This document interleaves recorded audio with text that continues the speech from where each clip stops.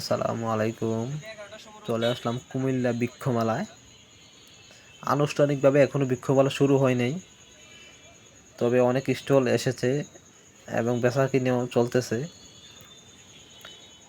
এই হলো বৃক্ষমেলার প্রবেশ গেট। আগামী ৭ তারিখ উদ্বোধন শুরু হবে এবং জুলাই মাস ধরে পুরো মাস বেচা বিক্রি চলবে।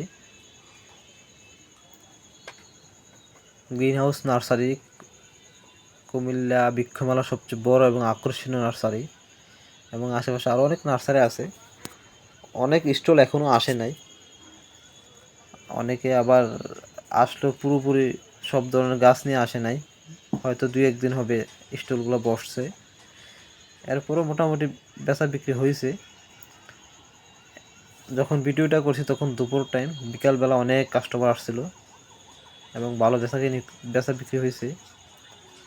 মেলায় মোটামুটি সব ধরনের গাছই উঠছে, ফল ফুল এবং ক্যাকটাস, বিদেশি গাছের চারা, সব ধরনের গাছের চারাই উঠছে।